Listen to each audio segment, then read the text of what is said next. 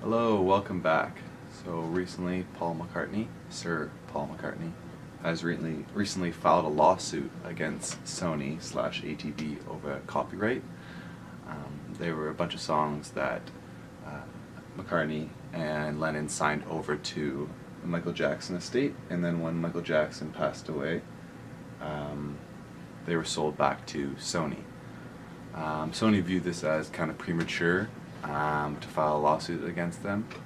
I think they wanted kind of a discussion to go between both parties, and that's just not the way I guess McCartney wanted to approach this situation.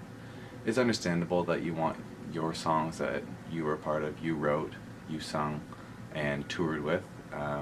The main song, or the first song that they'd be able to apply for, is going to be in October 2018, and that's Love Me Do. I'm sure everyone knows that song, and then every year another song is added to it just because how they transferred over to the Michael Jackson estate and then to Sony, and that will be ending in 2026 with the final couple songs coming in. So they're trying to make sure it doesn't break a legal breaching between the contracts that they had with Michael Jackson's estate and Sony.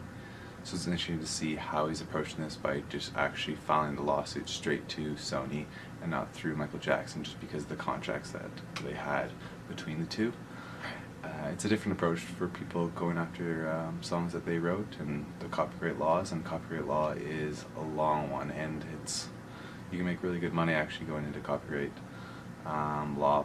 But what's interesting about this is it's going to still take a while to go through all the courts and everything, and I think probably by 2020, when most of the songs are available for them to be claimed back to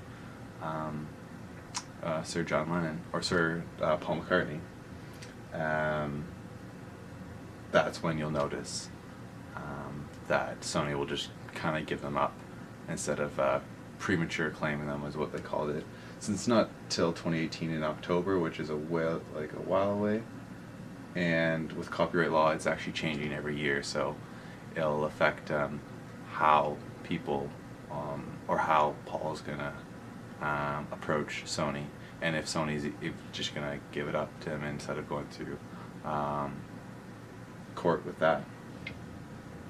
Paul McCartney and Michael Jackson had a really long relationship, and they would always talk about how they worked so well together.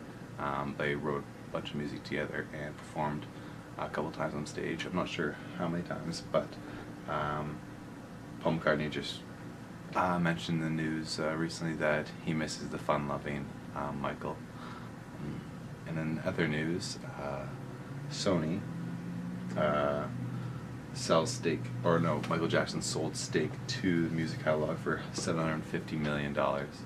Michael Jackson still brings in millions and millions of dollars every year, and their estate is continually growing, but I think they still want to make sure that everyone's just listening to the music, enjoying it, and not just money grabbing, as what some people would call it.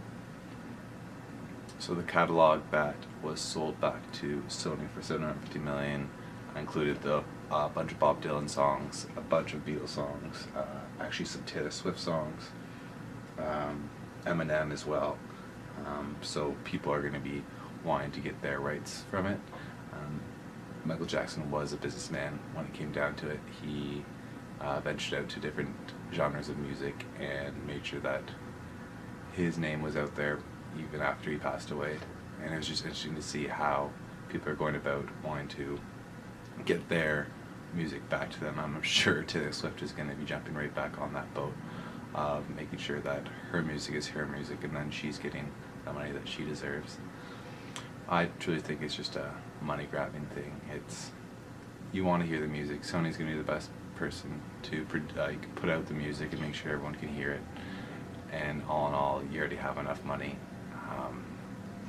I understand that it is your music, but we can all enjoy the music, and that's what they originally went into the industry for, to produce and make people happy, I guess. Till next time.